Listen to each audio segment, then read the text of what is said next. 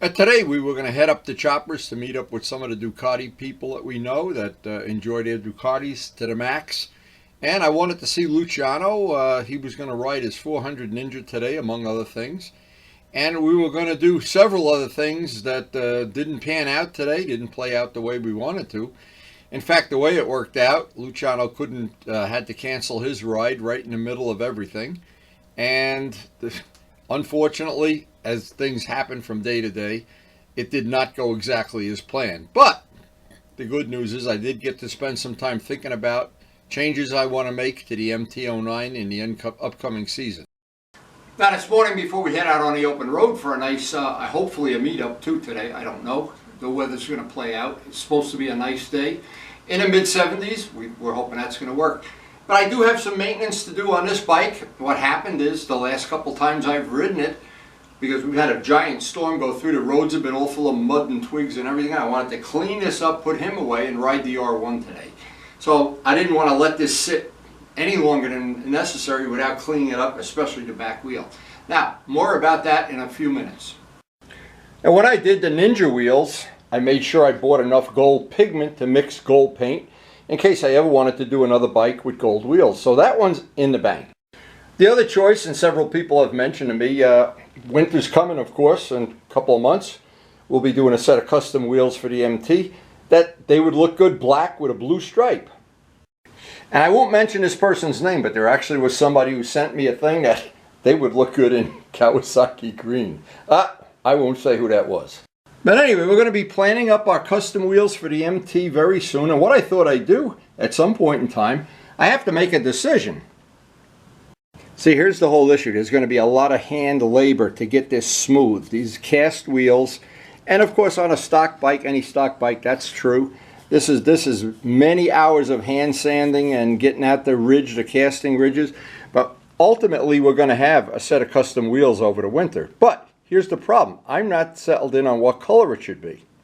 So John Pathia made me up a sketch, like a Photoshop, showing the bike with gold wheels, silver wheels, and blue wheels. And what happens when I put the two bikes side by side, I think the silver wheels are going to be the way to go. Now, when I did the R1, I wasn't sure. But as time has gone by, it's really grown on me that the silver wheels and the blue have a nice look. Now, what made my decision even easier is Karen seems to like the silver. And the easiest thing, I have plenty of silver paint. So a couple of days ago, I put a coat of Colonite wax on the whole bike. Did the whole bike, and I did the wheels. Now, when I've gone through, and this has been really, the roads have never been worse.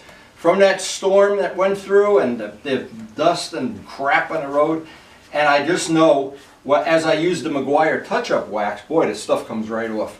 That really leaves a nice coating of wax on everything. So, again, Joe Padula, thank you for that heads up. And I know Dallas already has some. I'll be interested in seeing if he likes it for his GS, well, his two bikes. But anyway, I'm dying to do at the end of the year what I'm going to do, and maybe I'll put some of this on video too, is I usually once a year take my Sienna and the Volkswagen and take the buffing pad out and buff the paint. Well, maybe this year I'll just go over them with that Colonite wax and make a video and see how it works. And I don't need to do that more than about once a year. But Joe, that wax really does work great. And this is always my test when I do something like this. See how that rain beads right off? Boy, that is a real test of that wax. And I know it's a little early to be thinking about the custom features I want to make over the winter. There's a couple of other things I want to do. I'm trying to put a list together so that when the season comes, and it comes quicker than you think. And many years I've said I didn't have a firm plan in my mind, I didn't have sketches, but I'm going to get John Pathia to do some real color, high-def pictures with the wheels silver, and give me, I also have 3 or 4 different shades of silver, but the real bright silver that I used on the R1, when I park these two bikes together, I like the look, and it kind of makes me think that's the way I'm going to go. So this is what always makes my decision easy, is to come out here. The bikes are basically the same color. I don't know if the paint coat is exactly the same till I order some paint, but it's really, really similar. But I try to envision this with gold wheels, and then I envision it as John has helped me do with the silver.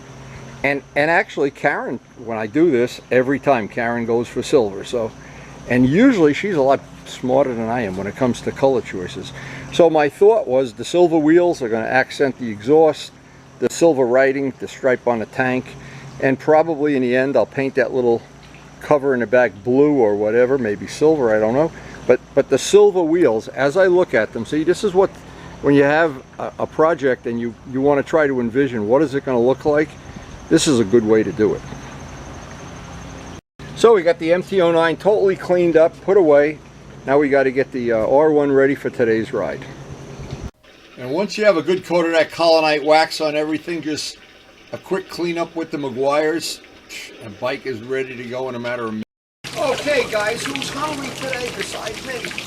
Come on, come on. I'm not making your coffee either. You're just getting food. Make your own coffee. So the bikes are ready. I'm ready. The coffee's brewing. All we're waiting for now is Karen wants to finish the harvest for the day, and we'll be out on the open road. Now I have looked online at every image of every custom MT-09 out there. I haven't seen one that really I'm totally amazed about. But I'll hopefully get this right. And a wheel color is going to be an important thing. Getting this piece on the side, on the horse on the MT-09, but getting this color wheels, and I do have that color. Plenty of silver paint, even that super bright that these wheels are done with. So it's going to be an exciting winter here on this channel, but today we're going to ride. And the biggest thing when you do a custom wheel, always have some extra paint. It's a blue sunny skies day and we are ready.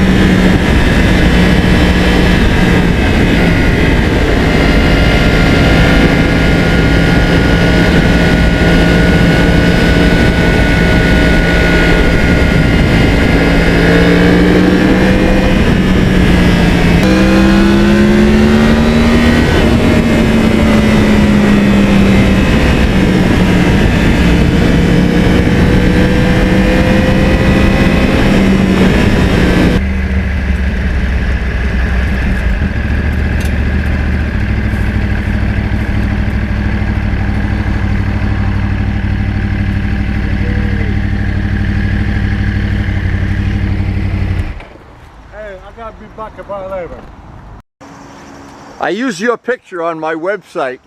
You and I look like two guys from the homeless shelter. I said that picture's so funny. I got to use it. It was either that or a picture of Jose. I was gonna say out on a ride with Jose, like 400 miles. Oh man. Baking in the sun. Yeah. You look like you rolled through a street after that. Yeah. Oh, yeah, he's got the time to do that. I don't have that time. And Luciano doesn't even have time to go to Bear Mountain. He's in prison. He's like, I can go to Paris, but not to I'm not doing water. Like, not up the Perkins stuff. Wow, wow. This is too far. So how's the bike running? Let me see, where's your bike? This is it here, right? You didn't crash it yet? Yeah. Wow, that's amazing in itself. Still looks pretty good.